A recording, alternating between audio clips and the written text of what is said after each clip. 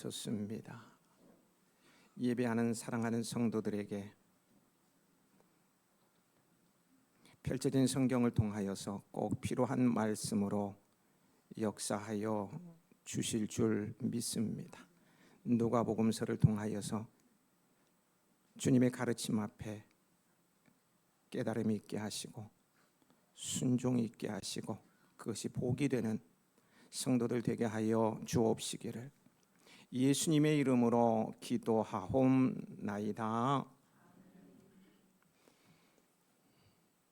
예. 온라인상에 돌아다니는 황당무계 유머 시리즈입니다.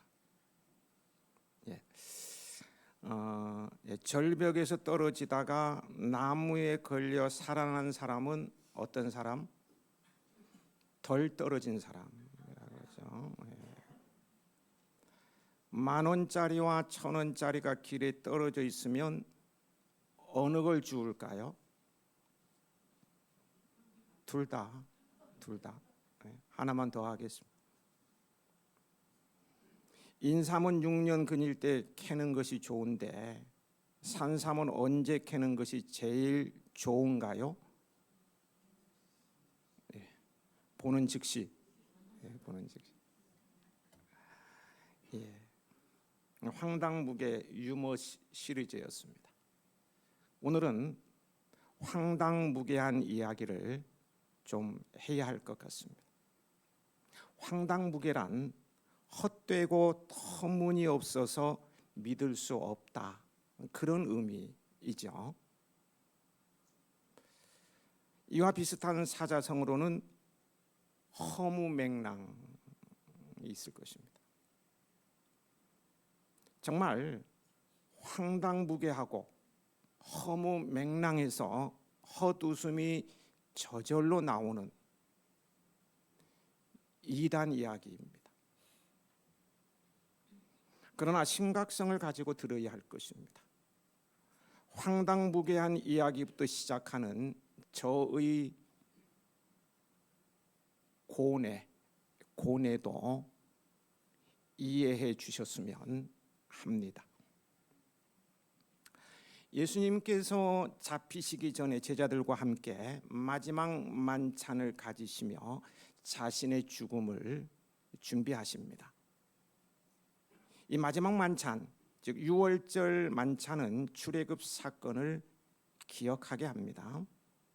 어린 양의 피가 이스라엘 백성들의 진 문설주에 뿌려져서 그들이 장자의 죽음에서 구원받았던 것처럼 예수님께서는 진정한 유월절의 어린 양으로 죽임을 당하시기에 앞서 제자들과 함께 마지막 만찬을 나누시며 거룩한 성찬 예식을 제정하는 것이 오늘 본문입니다.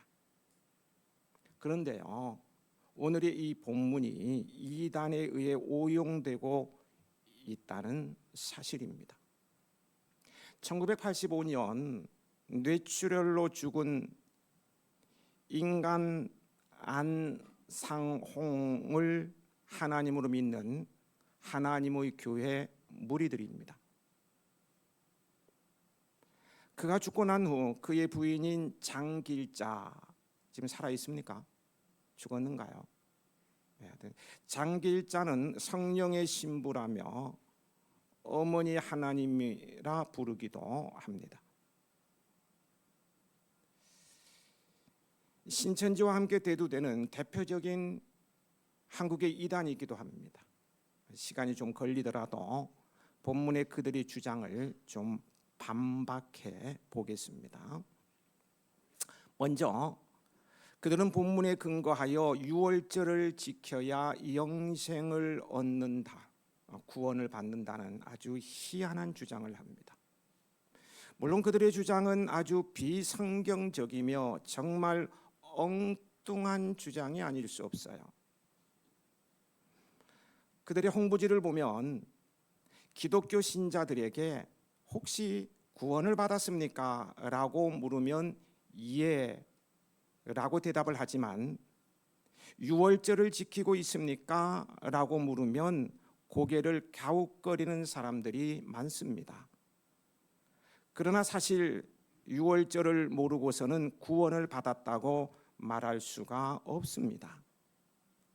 예수님께서 본보여 주신 유월절을 다시 찾아주신 재림 그리스도 안상홍님을 영접한 하나님의 교회에서는 전 세계 유일하게 유월절을 지키고 있습니다. 유월절은 하나님께서 우리 인류 인생에 허락하신 규례 중에서 가장 중요한 규례 중의 하나라고 볼 수 있는데, 그 이유는 모든 인류의 죄 사함과 영생의 복을 이 유월절로 약속하셨기 때문입니다. 또한 유월절은 재앙을 면해주는 날이기도 합니다. 구약 시대에도 각 시대에 따라 유월절을 지킨 자와 지키지 않는 자의 멸망받은 역사는 확연히 차이가 났습니다. 다시 말하자면 유월절을 지키지 않으면 죄 사함도 영생의 축복도 받을 수가 없을 뿐만 아니라 마지막 하나님께서 예정해 놓으신 재앙에서도 구원함을 받을 수 없다는 말입니다. 성경의 예언을 믿는 하나님의 교회 무리들은 안상홍님께서 알려주신 초대교회 진리 유월절을 소중히 지키고 있습니다. 이것이 그들의 주장입니다. 공감하시는가요? 속으로는 공감하면서도 겉으로는 체면상 분위기상 공감 못하는 분도 계신지 모르겠어요.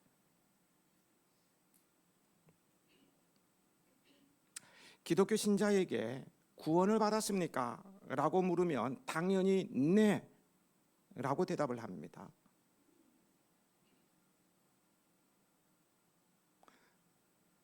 그런데 이건 당연한 거예요. 네라고 대답한다는 당연한 거지.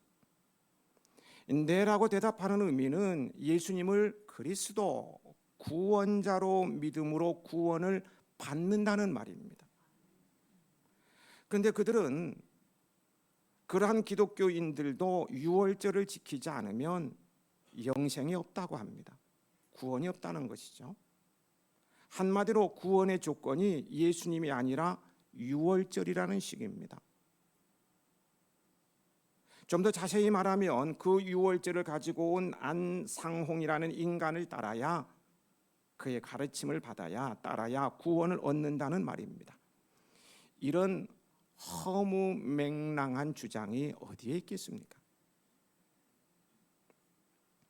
다른 이로서는 구원을 받을 수 없는 천하 사람 중에 구원을 받을 만한 다른 이름을 우리에게 주신 일이 없습니다. 사도행전 4장 12절이죠. 이 구절에 무슨 해석이 다시 필요하겠습니까? 있는 그대로 예수님 외에 구원의 이름을 주신 일이 없다는 말씀이에요. 이렇듯 성경에 명백한 증거가 있음에도 불구하고 그들이 유월절을 지켜야 구원이 있다고 주장하는 근거로 제시되는 여러 성경 구절들 중 하나가 본문의 7절부터 20절까지입니다. 21절부터 23절은 빼버리고요. 20절까지. 그들은 본문의 유월절을 지켜야 구원을 얻게 된다는 의미를 가지고 있다고 합니다. 정말 그런가요? 본문을 살펴보십시오. 유월절을 지켜야 구원을 얻는다는 말이 나옵니까? 또는 그러한 의미의 어떤 구절이 있습니까? 황당무계, 허무맹랑일 뿐입니다. 그러나 그들은 본 성경 구절을 언급한 후 다음과 같은 한 줄짜리의 짧은 해석을 달았습니다. 예수님께서는 새 언약 유월절로 말미암아 영생을 약속하여 주셨습니다. 예수님께서 새 언약을 주셨는데 그것은 유월절이고 또 그 유월절을 지켜야 영생을 얻게 된다는 말입니다. 그렇다면 그 구절에 어떠한 내용으로 그러한 해석이 나오게 되었는지 주해가 반드시 필요합니다. 그런데 그러한 설명이 전혀 없어요. 그냥 그렇다는 거예요. 그렇다면 그들은 구약의 유월절 방식을 그대로 지키고 있습니까? 유월절을 지킨다는 행위 몇 가지를 언급하고 있습니다. 그중 대리표적인 게 식사입니다. 그래서 그들은 식사를 굉장히 중요하게 여기죠. 제자들의 발을 씻겨주는 세족식도 요한복음 13장에 나오기 때문에 거행합니다. 예수님의 제자들이 유월절 식사를 준비했습니다. 보통 발효하지 않는 빵, 식용약초, 나물 말입니다. 그리고 포도주 등입니다. 그리고 유월절 식사의 하이라이트라 그럴까요? 제일 중요한 초점은 뭐냐? 어린 양을 잡아 만찬을 하는 것입니다. 맞죠? 어린 양을 잡는 거예요. 또한 그 피를 문설주의 발음으로 출애굽 사건을 기억하고 기념하는 거예요. 이것이 제일 중요한 거예요. 하이라이트. 그들은 유월절을 지킨다고 하면서 실제 어린 양을 구약의 방식대로 잡습니까? 못 보셨어요? 당연하죠. 그 피를 문설주에 바르는가요? 못 보셨어요? 네. 만약에 양을 잡는다면 100명의 양을 잡는다고 생각하면 여기 하나님의 교회 있잖아요. 그 옆에 지나가지를 못해. 피비린내 났다가 그 피를 집마다 다 뿌릴 수 있겠어요? 문설주에 다 바른다. 말도 안 되는 거. 그런데 그렇게 해야만이 예수님과 제자들이 행했던 방식대로 유월절을 지키는 것입니다. 예수님과 제자들은 그렇게 했다. 그런데 그들은 그렇게 하지 않아요. 양도 잡지 않고요. 피도 뿌리지 않습니다. 예수님과 제자들이 행했던 것처럼 하지 않아요. 재미있는 것은 그들이 주장하는 7절부터 20절 다음 장면들입니다. 30절 넘어가 쭉 살펴볼 수는 있지만 시간상요. 일반적으로 본문의 단락을 끊을 때는요. 이야기의 단락으로 행하게 됩니다. 그렇다면 7절부터 오늘 우리가 본문으로 선택했던 23절, 저거 왜 긴 본문을 택한 줄 아십니까? 이게 한 단락이기 때문이에요. 7절부터 23절까지가 자연스럽습니다. 그런데 그들은 20절까지로 끊어요. 6월절 만찬 이야기가 계속 진행되는데 왜 중간에 끊고 말았을까요? 아직 단락이 끝나지도 않았다는 것은 초등학생들도 아는 일인데요. 왜 그랬다고 여러분은 생각하십니까? 21절부터 23절까지를 읽기만 해도요. 그 답을 쉽게 발견할 수 있어요. 함께 한번 읽어보실까요? 21절에서 23절까지입니다. 그러나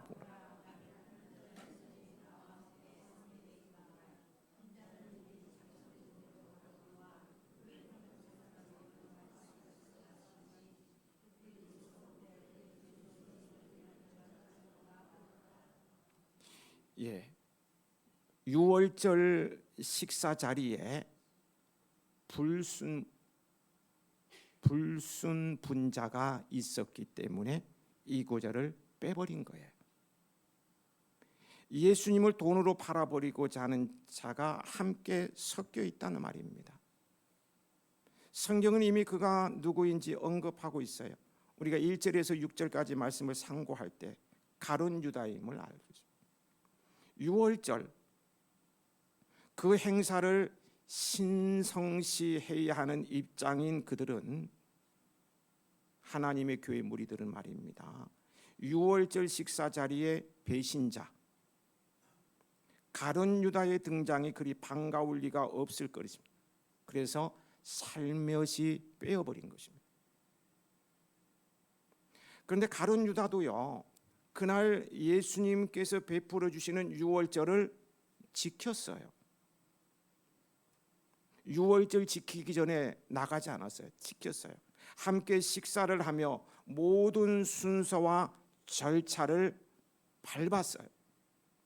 따라서 하나님의 교회 무리들의 주장대로 하면 그도 정상적으로 영생을 얻은 것이 됩니다. 왜? 유월절을 지켰기 때문입니다. 그들의 논리의 모순성이 있기 때문에 21절부터 말씀을 싹 빼버린 거예요. 그리고 중요한 것은요, 본문은 그러한 유월절의 행위를 지키는 것을 말하고 있지 않다는 거예요. 우리는 예수님의 말씀에 귀를 기울여야 합니다. 잘 기울여야 돼요. 유월절 식사 자리에서 예수님께서는 다음과 같이 말씀하셨어요. 거기 19절에 너희가 이를 행하여 나를 기념하라. 너희가 이를 행하여 나를 기념하라. 유월절은 출애굽을 기념하는 날입니다. 따라서 유월절 식사 자리에 참여하신 예수님께서는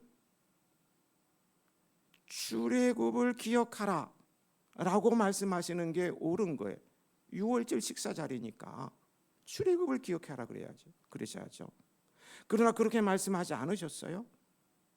예수님 자신을 기념하라, 나를 기념하라. 예수님 자신을 기념하라고 하신 거예요.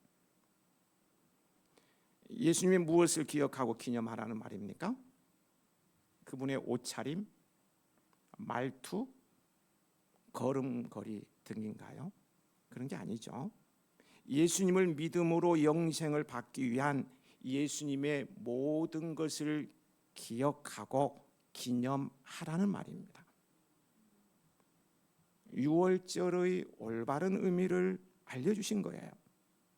다시 말해 유월절 성찬식을 통해 예수님께서는 유월절을 지켜라 하는 말씀을 하지 않으셨어요. 분명하게 나를 기념하라고 하신 것입니다. 유월절 지킴으로 영생을 받는다라는 성경 구절은요, 한 곳도 없어요. 그러한 의미의 구절도 없어요. 그리고 그것으로 구원을 얻었다는 이도 없고 성경에 제시된 곳도 전혀 없어요. 오직 성경은 예수님을 믿음으로 영생을 얻는다는 내용으로 가득 채워져 있습니다. 안 그렇습니까? 요한복음 3장 10절 하나님이 세상을 이처럼 사랑하사 독생자를 주셨으니 이는 그를 믿는 자마다 멸망하지 않고 영생을 얻게 하려 하십니다. 요한복음 1장 12절은 뭡니까? 영접하는 자 곧 그 이름 예수님이죠. 하나님의 자녀가 되는 권세를 주셨어요.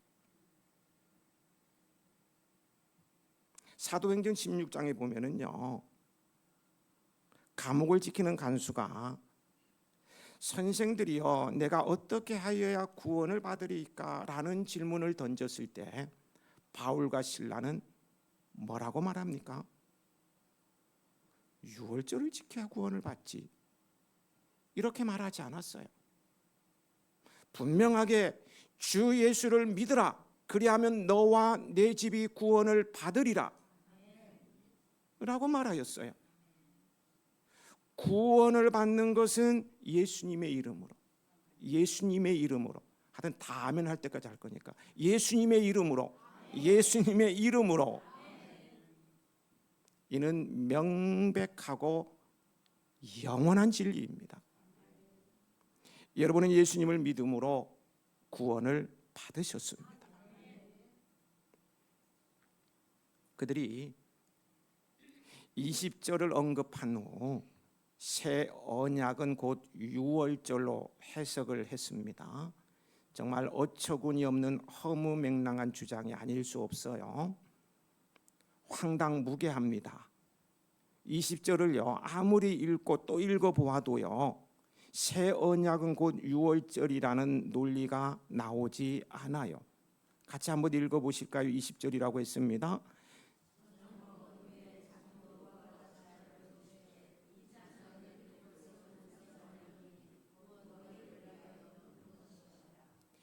예, 새 언약은 곧 유월절이다라는 논리가 발견됩니까? 아무리 읽어보아도 그런 논리가 나오지 않아요.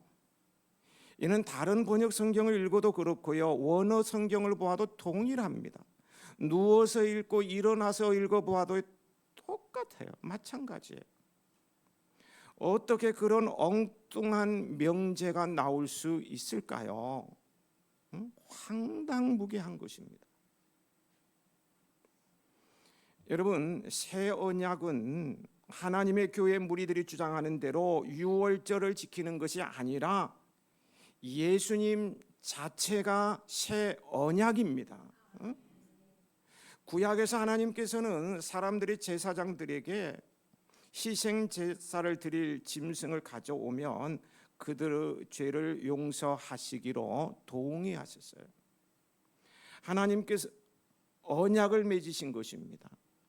그리고 짐승의 희생 제사는 날마다 죄를 지으면 찾아왔으니까 날마다 해마다 반복되어야 했습니다. 이러한 가운데 예수님께서 하나님과 인간 사이에 새로운 언약을 제정하신 거예요. 인간을 위해서 십자가에서 흘리는 예수님의 피가 바로 그것입니다.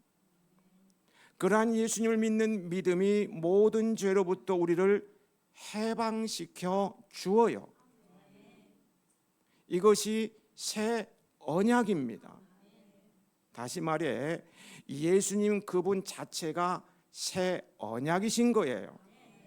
그들이 말하는 유월절을 지킴이 결코 아닙니다. 오직 예수, 오직 예수. 예수님을 믿음으로 구원을 받습니다. 예수 외에는 없어요. 내가 그렇게 좋아하는 어머니, 할머니, 형님, 누님이 등장해도 없어요. 오직 예수입니다. 오직 예수님 뿐이에요. 예수님 뿐이죠. 신령한 교인들이 그 미혹에 빠져드는 것을 생각하면 화가 치밀지 않을 수가 없어요. 그래서 저도 이렇게 긴 시간을 할애하면서 반박을 하는 거예요. 여기 보니까 두 분은 그렇게 아니 설교 시간에 지금 이단 뭐 하나 이러죠. 그 정도로 좀 마음이 아파요. 이런 얘기를 해야 된다는 거. 그들이 모인 곳은 교회가 아니고 황당무계 허무맹랑한 집단이라 해야 맞을 것입니다. 그래서 이단입니다. 우리 교단에서는 이단으로 정죄했고요. 타 교단도 마찬가지입니다. 전부 이단으로죠. 여러분은 황당무계 허무맹랑한 집단에 빠지지 않는 것에 감사하시기 바랍니다. 네, 감사하시기. 보니까 거기에 빠질 만한 어리석은 분은 한 분도 안 계신 것 같아요. 그러니까 이 자리에 와서 앉아 있죠. 맞죠? 그런데 많은 사람들이 빠져들고 있다는 거예요. 그래서 저는 봤어요. 죄송합니다. 조금 지식적으로 모자란 사람들, 뭐 이런 사람만 건 아니야. 내노라는 박사들도 많이 있어요. 이 미혹이라는 게 무서운 거예요. 아무것도 아닌데 알고 보니까 이런 건데 깊숙이 빠져들어 있는 모습을 보게 됩니다. 여러분들은 복이 있는 분들이에요. 그죠? 예. 여러분을 예수님의 이름으로 사랑하며 축복합니다. 우리 모두 참 진리를 붙들고요. 천국까지 꿈이 있는 아름다운 동행을 하십시다. 예, 이단에 의해 이렇게 오용되는 본문을 살펴보겠습니다. 우리 7절 말씀을 함께 읽으실까요?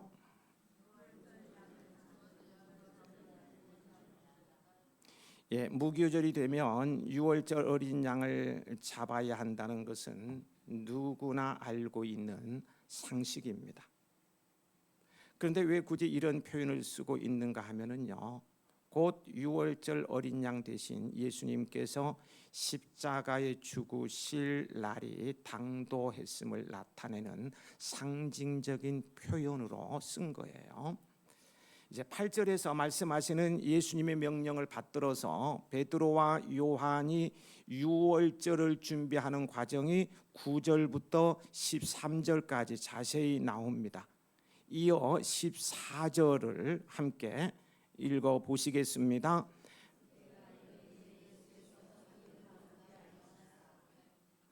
모든 준비가 끝나고 때가 이르며 시간이 되자 사도들과 함께 앉으신 예수님께서는 15절에 내가 고난을 받기 전에 너희와 함께 이 유월절 먹기를 원하였노라고 말씀하십니다.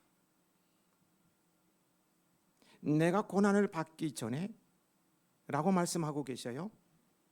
예수님께서 유월절 만찬에 임하는 것은요, 제자들이 임한 것과는 그 의미가 달랐어요. 제자들은 해마다 대하는 유월절 식사에 불과했어요. 매년 행하는 식사에 불과했어요. 다만 다른 것이 있다면 예전과는 다르게 유월절 만찬이 하루 앞당겨졌다는 것뿐입니다. 그러나 예수님의 경우는 달라요. 예수님의 만찬은 최후의 만찬이었습니다. 이 밤이 지나면 예수님께서는 배신자의 배신 행위와 사내들인의 음모에 따라서 사로잡히고 십자가에 달리실 것이었습니다.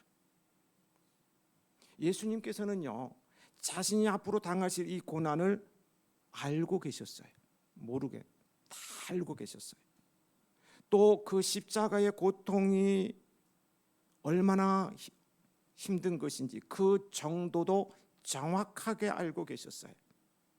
여러분 생각해 보십시오. 내 앞에 죽음의 그림자가 길게 드리워져 있는데 평상심을 잃지 않을 사람이 있겠습니까? 말로는 쉬울 것입니다. 그러나 실제로 결코 쉬운 일이 아니잖아요. 당장 목을 치겠다고 시퍼런 칼을 목에다 가져다 대면 그 두려움으로 인해서 스스로 자기의 일을 단념하기 마련이에요. 생에 아무런 의미도 느끼지 못하고 모든 것을 포기하고 그냥 주저앉고 말 것입니다. 그런데 우리 예수님께서는 어떻게 하셨습니까? 그 고난의 죽음이 오기 전에 유월절 먹기를 원하셨다고 했어요. 죽음 직전까지 하루 상관에 죽으셔야 돼요. 다음 날 이제 얼마 안 남았어요. 주님 알고 계시다니까요. 그런데 그 죽음 직전까지 평상심을 유지하며 자신이 내디디셔야 할 발걸음을 멈추지 않으셨음을 말씀하신 것입니다. 무엇을 보여주는 것입니까? 참 믿음의 사람의 행보는 고난이 임박했다고 해서 결코 믿음의 걸음을 멈추지 않음을 보여주는 것입니다. 잠언을 보면은요, 의인, 예수님도 의인이고 우리도 예수님 믿는 의인이죠. 의인은 7번 넘어져도 다시 일어난다고 했어요. 24장 16절에. 그런데 당장 죽음이 임박했다고 해서 스스로 넘어지겠습니까? 7번 넘어져도 다시 일어서는 사람들인데 죽음이 임박했다고 해서 스스로 포기하겠습니까? 지레 겁먹고 굴복하겠습니까? 그렇지 않아요. 다니엘의 세 친구를 보십시오. 사드락, 메삭, 아벳느고요. 그들은 평소보다 7배나 뜨거운 풀무불 앞에 서 있었어요. 얼마나 뜨거웠는지 그들을 던지던 병사가 다 죽어버리잖아요. 그 불 앞에 서 있었어요. 하지만 그들은 믿음의 행보를 중단하지 않았어요. 다니엘을 보십시오. 사작을 어기가 코앞에 있었지만 사자밥이 된다는 거 뻔히 알 수 있지만 자기의 기도의 행보를 멈추지 않았어요. 요셉을 보십시오. 감옥 문이 눈에 훤하지만 그렇다고 보디발 아내의 유혹에 넘어가지 않았어요. 이것이 믿음의 진면목입니다. 박해가 눈에 보인다고, 경제적인 손실이 다가온다고, 자존심이 상하는 일이 예상된다고 멈추는 것은 진정한 신앙인의 발걸음이 아닙니다.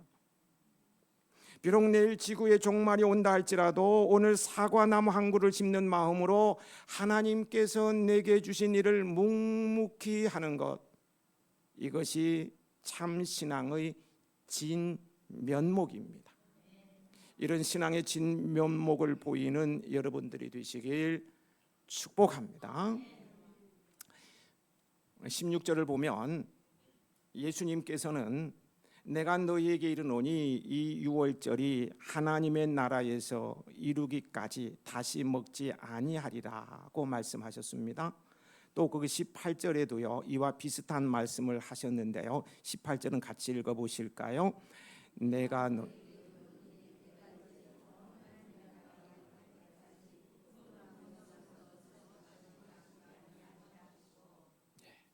여기서 예수님께서 강조하시고자 하는 것은 무엇일 것 같습니까?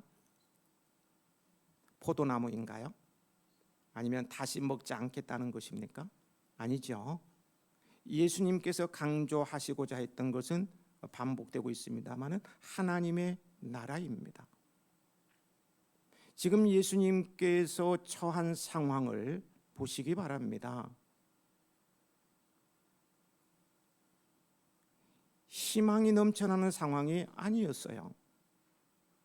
예수님의 죽음이 기정사실화되어 가고 있었어요. 시시각각 예루살렘 당국자들의 압박은 숨통을 죄어오고 있었어요. 유월절 식사조차 숨어서 하지 않으면 안 될 정도로 상황은 악화일로 치닫고 있었어요. 예수님께서도 이런 고난이 임박했음을 알아요, 몰아요? 아신다고요. 그래서 임박했음을 전제로 지금 말씀하셨어요. 그런데 무엇을 말씀하고 있습니까? 하나님의 나라가 임박하고 있다는 거예요. 틀림없이 그 나라가 도래하고 있고 그 나라에 대한 기대가 있음을 말해주는 거예요. 지금 하루 후면 죽으면 다 끝나는 건데 아니에요. 그렇게 생각 안 해요. 하나님의 나라가 온다는 것을 기대를 말해주고 있다는 거예요. 결연하지만 또한 얼마나 소망이 넘치는 말씀입니까? 그렇습니다. 상황이 아무리 암울할지라도 미래에 대한 소망이 있는 사람은 희망으로 넘쳐나게 되어 있습니다. 꿈을 꾸게 되어 있고요. 꿈을 이야기하면서 살게 되어요. 흔히 새벽이 올수록 어둠은 더 짙다고 합니다. 어둠이 짙다는 것은 그만큼 새날이 밝아왔음을 보여주는 것이잖아요. 여러분도 지금의 상황이 너무 힘들고 어렵습니까? 견디지 못하고 결국은 무너져 내릴 것만 같은가요? 어둠 저 너머에 힘차게 솟아오르는 태양을 바라보시기 바랍니다. 믿음은 바라는 것들이 실상에 보지 못하는 것들의 증거라고 했어요. 실상이 잡히지 않고 보이지 않을지라도 믿음의 사람들은 그것을 바라본다는 것입니다. 실상을 감지한다는 것이에요. 이것이 참 믿음의 사람의 모습입니다.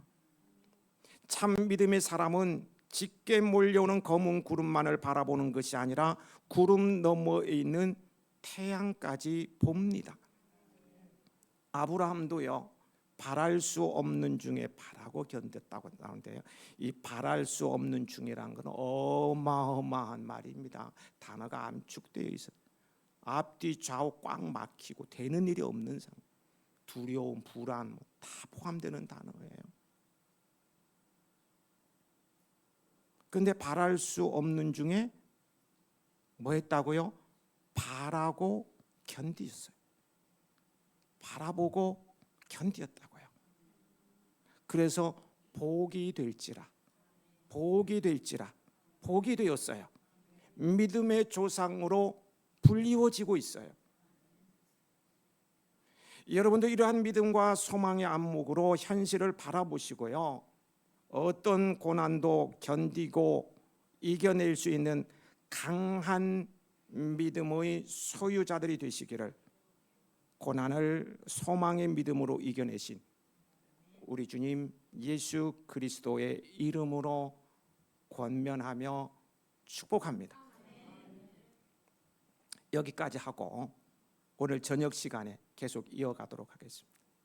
6월절 만찬의 의미와 저녁에는 너희가 이를 행하여 나를 기념하라는 말씀을 따라서 성찬식을 거행하도록 하겠습니다. 감히 주님께서 제정하신 성찬식에 빠질 용기를 가진 분은 여기 한 분도 안 계신 줄로 알아요. 저녁에 뵙겠습니다. 기도하시겠습니다.